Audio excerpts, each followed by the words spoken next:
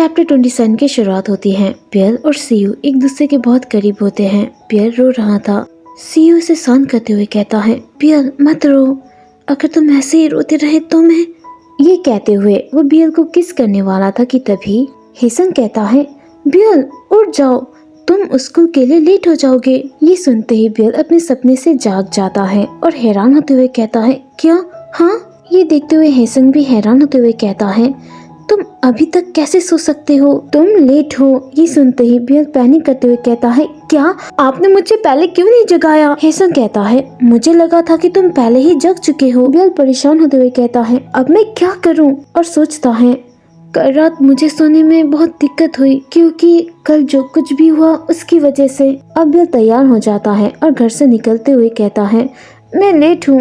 ये देखते हुए दोजिन उससे कहता है, ठीक है, अब हमारे पास कोई चॉइस नहीं बची है, मैं तुम्हें स्कूल छोड़ दूंगा। दोजिन की ये बातें सुनकर बियल हैरान हो जाता है और सोचता है, मैं नहीं चाहता कि डैड मुझे स्कूल छोड़े। हेसन बियल को बाय करते हुए कहता है, तुम्हारा दिन अच्छा गुजरे। ये सुनकर बियल भी खुश हो जाता है। अब वो दोनों कार में होते हैं। बियल बोर फील कर रहा होता है। वो बोर होते हुए कहता है, मुझे किसी ने क्यों नहीं जगाया? दोजिन उससे कहता है, तुमने तो कहा था कि तुम खुद से ही जग जाओगे और तुमने हमसे कहा था कि हम तुम्हें परेशान न करें।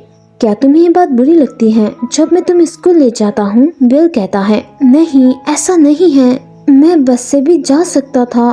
दोजिन कहता है, बिल तुम्हें पास के बारे में बताना सही था, लेकिन मुझे नहीं पता था कि तुम्हें इसके बारे में पहले से ही पता था। तुम्हारी नानी ने मुझे कुछ भी नहीं बताया। बिल कहता है, मैं जानता हूँ आप उनसे उतना बात नहीं करते मॉम की वजह से।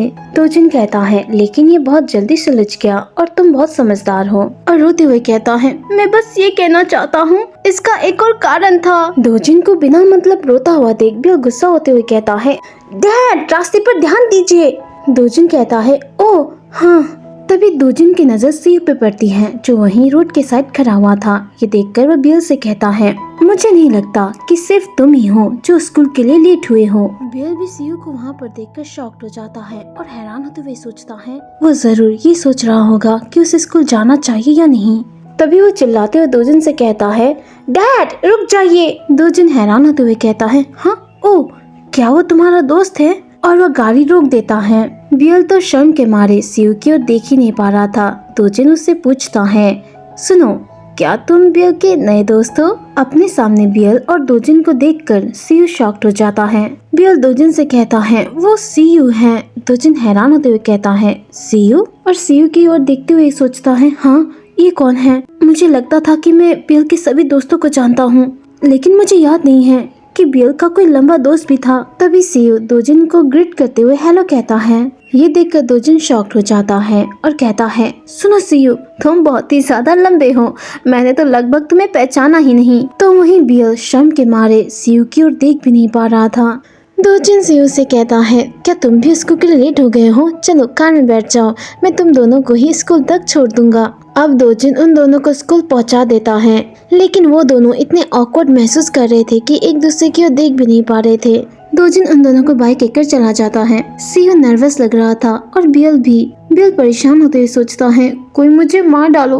पता नहीं क्यों डैड कभी कभी ऐसी बेवकूफी क्यों करते हैं। उन दोनों के बीच सिचुएशन ऑकवर्ड होती है। जैसे ही बियल सीयू की ओर देखता है, सीयू अपना मुंह फेर लेता है। बियल सीयू से कहता है, तुम जानते हो क्या? और सोचता है, मुझे बस ये कह देना चाहिए। जैसे ही सीयू वहाँ से जा रहा होता है, बियल अचानक से पीछे से उसका शर्ट पकड़ लेता है। सीयू शॉक्ड हो जाता है। बियल उसे कहता है, लंच के बाद मुझे गार्डन के पीछे मिलना। ये कहते ही बियल वहाँ से चला जाता है। सीयू शॉक था और बोनस कि दोजिन अब तक गया ही नहीं था। वो कार से ही उन दोनों की बातें सुन रहा था और उन दोनों की बिहेवियर को देखकर वो कंफ्यूज हो जाता है। अब लंच टाइम हो जाता है। जैसे कि बियल ने कहा था, सीयू और वो गार्डन के पीछे मिलते हैं।